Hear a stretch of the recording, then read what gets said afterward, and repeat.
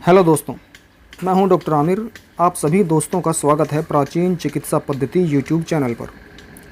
जड़ी बूटियां लेने के लिए हमें अक्सर जंगल में आते रहना पड़ता है। तो आज जो चीज़ हम यहां लेने आए हैं वो एक पेड़ की छाल है। दोस्तों, हमारे यहाँ चर्म रोगों का और यौन रोगों का इलाज विशेष रूप से होता है और ऐसे रोगों में बेहतर रिजल्ट लेने के लिए फ्रेश हर्ब्स यानी ताज़ी और असली जड़ी बूटी चाहिए।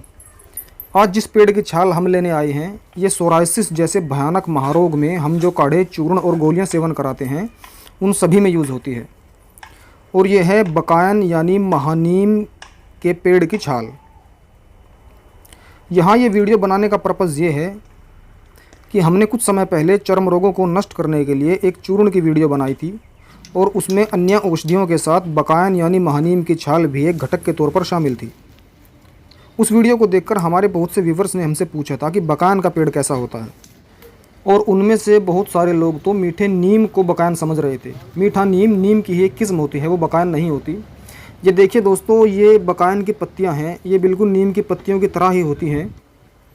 और ये बकायन के फल यानी बकायन की निबोली हैं, ये भी नीम की निबोलियों के जैसी ही होती हैं।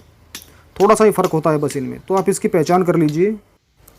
बकायन का पेड़ भी नीम के पेड़ की ही तरह अत्यंत रक्तशोधक और अत्यंत कुष्ठनाशक यानी कोढ़ को नष्ट करने वाला होता है। दोस्तों, ये हकीम अब्दुल गुलाब हसन साहब हैं, जड़ी बूटियों के बड़े जानकार हैं, हमारे सहयोगी हैं। दोस्तों, धातुओं की भस्में बनाने के लिए जितनी तरह की चीज़ें चाहिए उनमें आक का दूध, धतूरे का रस, धतूरे के फलों के बीज, सत्यानाशी की जड़ और सत्यानाशी के बीज इत्यादि जो दुर्लभ चीज़ें जंगल से मंगानी होती हैं वो सब लाना इन्हीं का काम है। कौन सी जड़ी बूटी किस समय पैदा होती है, कौन सी जड़ी बूटी कहाँ मिलेगी, कौन सी नदी के पास पैदा होती है, कौन सी सूखे स्थान पर मिलेगी, इन सब बातों की जो गहरी नॉलेज हकीम अब्दुल गुलाब हसन साहब को है, ऐसे जानकार लोग आजकल बहुत कम मिलते हैं।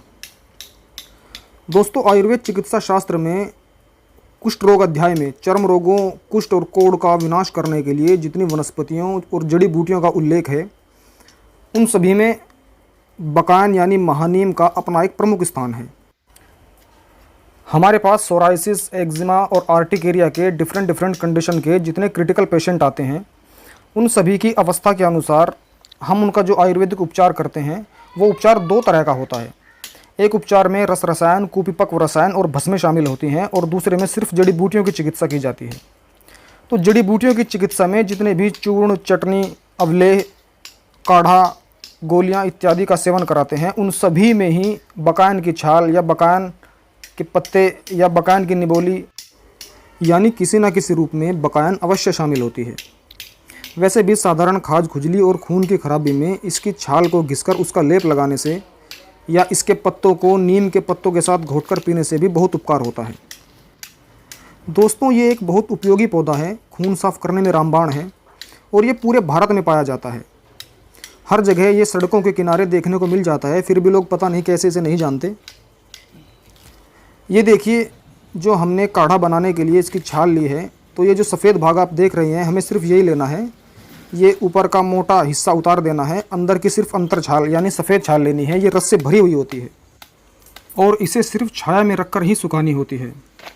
तो दोस्तों, आने वाली वीडियो में हम आपको दिखाएंगे कि कैसे हम बकायन की छाल का प्रयोग सोराइसिस जैसे बड़े रोग को नष्ट करने के लिए औषधियों में करते हैं। मिलते हैं आपसे अगली वीडियो में। शुक्रिया।